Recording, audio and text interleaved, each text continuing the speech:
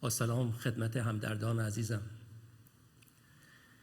Remember me that I am one of many thousands who too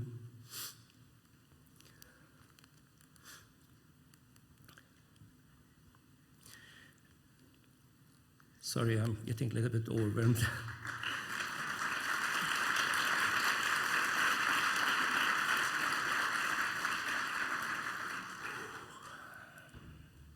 Remember me that I have died from injustice of tyranny. Remember me that I only carry toy dolls and the books in my backpack. Remember me that I held wedding gifts in my luggage.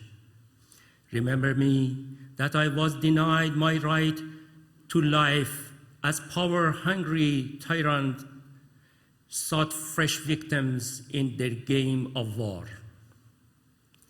Remember me that I merely yearn for my first day of school or classes in university. Remember me that I died in a mass murder by the hands of a regime whose only means of survival is terrorism and the crimes against humanity. Remember me that I have become a candle in the wind, a candle burning in the clinches of my family, who seeks nothing more than a light of justice in the darkness of a tyranny. A glimmer of light that shall brighten the path for justice. Right Honorable Prime Minister, esteemed Minister of the Crown, High Commissioner Goodell, Deputy Leader Landsman, Your Worship, Mayor David West, esteemed elected officials, and the resilient families of the victims, I stand before you with a profound respect and a solemn acknowledgement of the gravity that brings us together today. I extend a heartfelt gratitude for your unwavering support in our collective pursuit of truth and justice, providing solace and strength to these resilient families. The Association of Families of Flight PS752 victims is a unique example of civil society coming together for a common cause to accomplish a common goal. In 2023, the association's main objective was to ensure that the case of this criminal act is brought before an impartial international court. As my colleagues mentioned, our collective efforts and Canada's leadership led to the official filing of PS752 case before the International Court of Justice. Our common objectives required creating an organization to mobilize the community to dedicate their time, talents, and resources for a common cause. From the very first day, we were all aware of the difficulties that lay ahead. And we knew although there will be no justice for us, but our journey for justice will have a historic importance. Today, we represent the families of 138 victims of Flight PS752 from around the world, with the support of a larger family that includes countless volunteers who support our cause. We believe that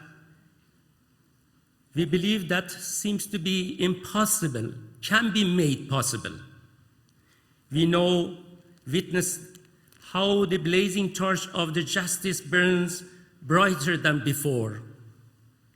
Our fight for truth and justice for the lost loved ones over the past few years has conjoined with a larger progressive movement in Iran. Scattered, broken branches connected with a common cause to create a towering tree of woman, life, freedom.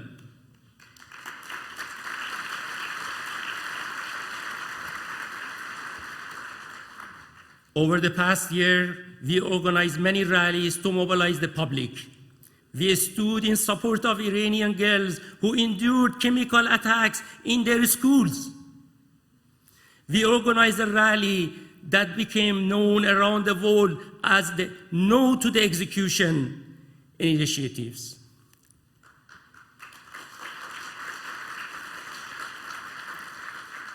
With the blessing of Mahsa Jina Amini's family, we organized an anniversary memorial in her name that was followed by a marathon run event to help gather support for Iranian refugees who are stranded abroad.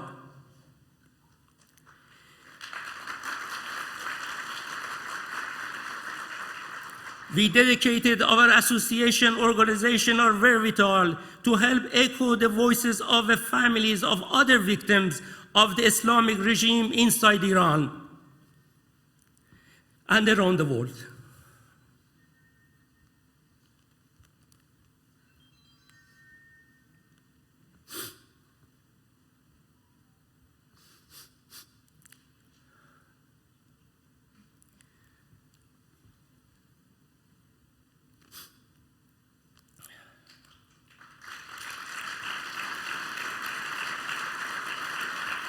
Our association helped to forge a fresh and persistent civil action bonds for the rightful claim to justice for the people of Iran.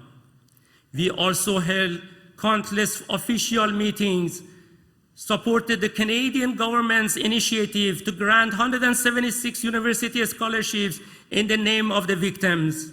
In 2021, the Canadian government responded to association activism by designating January 8 with the proclamation of National Day of Remembrance for victims of air disasters.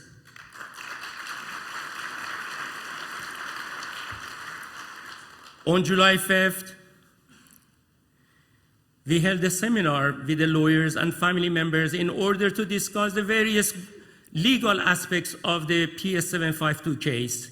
Earlier today, Canada's leadership led to an important development by referring the PS752 case to the ICAO.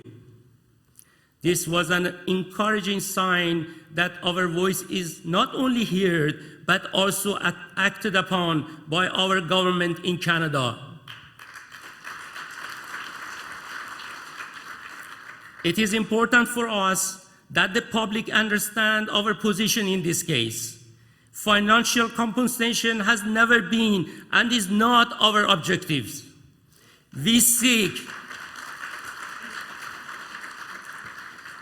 the truth, accountability, and justice, while we understand that the best way to achieve the most important objective is through an impartial court of law in a future free, democratic Iran.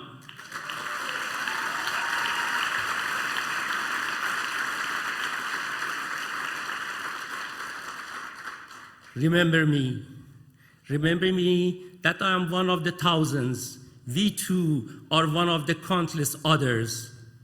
As we cried out since the beginning of our painful journey that our fight for justice is a collective fight of the entire nation.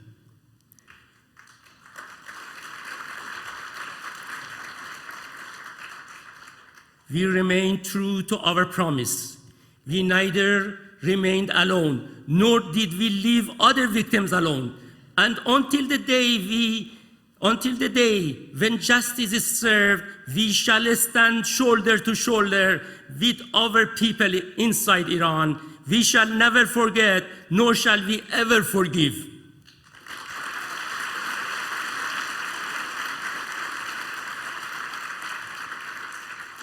We echo the silenced voices of our loved ones.